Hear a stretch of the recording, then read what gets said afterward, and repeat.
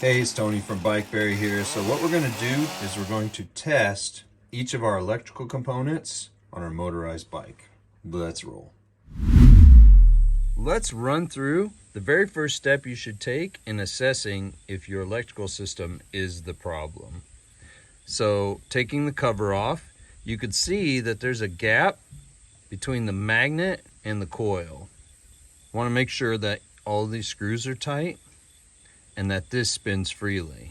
So by engaging your clutch, just pushing on your pedal, you're seeing if that spins freely and isn't rubbing on anything. I have pretty good clearance. I had cardboard in here before when I put it together, so everything is as should. So that's what you want to do if you want to make sure that this isn't rubbing on your Magneto. So I took the nut and lock washer off so we can check out the alignment of the magnet on the shaft. You can see that there is a keyway at the 1 o'clock position right there. There's a little woodruff key, a half moon woodruff key in there that holds it all in place. But you can see if that keyway is there, this is parallel with the casing of the engine. If it's like that, you're good. If this is flipped around, it isn't going to work well and it's going to be misaligned. So make sure yours looks just like that and that there's a woodruff key in there. Once you know that that's spinning really well, move on up to the spark plug, remove it, put it back into the boot, and then we're going to test on the side of the casing. By having your clutch engaged, spin the pedals, you should see a spark. Be aware of lighting conditions because in broad daylight it may not show as bright as this. Let's talk about spark plug gap for a second. Okay, now some people will want to push down this prong pretty close to the electrode because you have your positive and your negative. Okay, they're always trying to find each other. So the deal is that you want for optimum gap is 0.034 to 0.037. So that's basically 34 thousandths of an inch to 37 thousandths of an inch. And that's what this one is, and it's a little bit thicker than my thumbnail. But you can definitely get a spark plug gap tool and definitely find that gap. But that is what these engines are designed for, is that gap range. Because you want enough of a gap that there's a big enough spark that burns enough fuel for it to run properly. So check the gap. If this is smashed all the way, that might be a problem, because sometimes these things get screwed down in there too tight, especially on a high compression head, and this will actually get hit by the piston, and that can reduce the spark.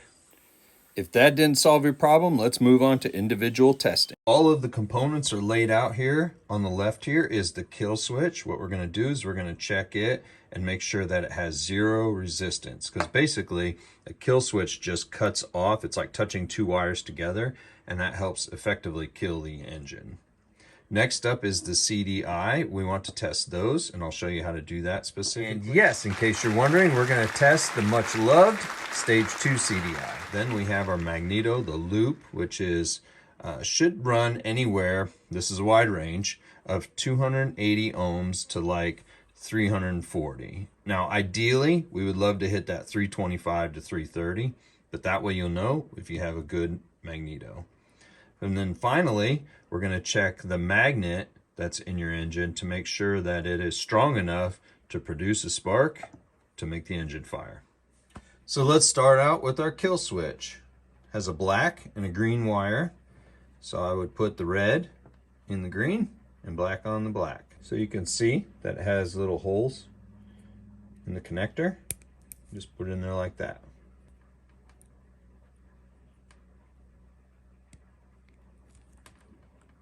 So you can tell that this is in the ohms, and honestly, it doesn't really matter what setting you have it here, and your meter may have different settings in mine. It may just be straight ohms, but in this case, with the kill switch, it doesn't really matter where it is here, but if you have wires connected and you push the button, you'll see it'll go to 0. That's exactly what you want. Let's go through testing a CDI. This one, I know it's good. So let's go through the process. So the black probe and the black wire. And what I do is I shove it right through this insulator real tight, so that way it holds it tight against the metal connector. I have it set it on this ohm setting for my meter. And you're going to go right in the end. There you go. Because we want that to be between 6 and 8 ohms. That one's good. Now let's test another one to see the results.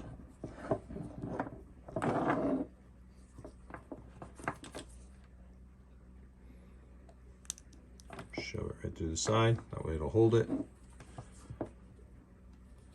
Okay.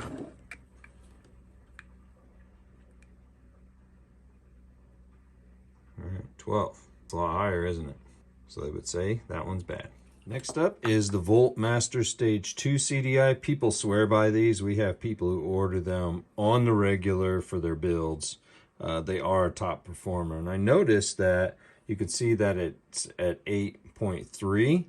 These do give a really strong spark, but they're not out of the crazy range like some of the other ones are. So it's still within range, but these are just much more reliable, consistent, just a higher quality overall.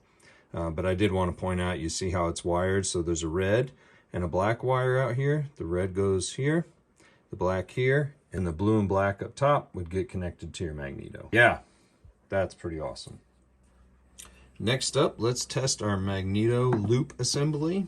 So this is coil of wire just wound around until it reaches a certain ohm reading, ideally between 280 to 340, with the sweet spot being 325 to 330. So you can see it has black and red wires. Some have blue. It doesn't matter. Blue and red are just the same thing. It's just a color wire they chose to use at the factory.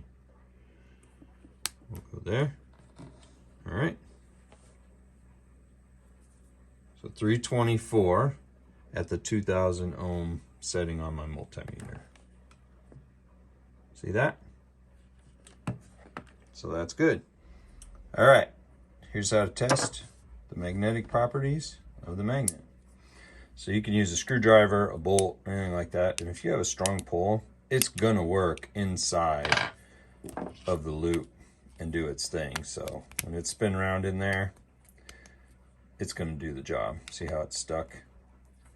That's a good magnet. It's when the space between the magnet and here, it rubs and rubs and rubs, it can demagnetize this magnet. You wanna make sure there's clearance here and here, which we have in another video. We talked about replacing it, but that's the deal. That's a good magnet. So there you go. Next time you have an electrical problem, disconnect some things, pull out your multimeter, and make sure that each part tests within the parameters that we've shown in the video. I also test parts before I put them on the bike, just to make sure, so that way I don't have to get everything together and run into trouble and not sure where the faulty part is. So I hope this helped you out. Appreciate you. Thank you so much. Comment below, like and subscribe to the channel. Let me know anything that we should run over additionally for electrical systems. Let's roll.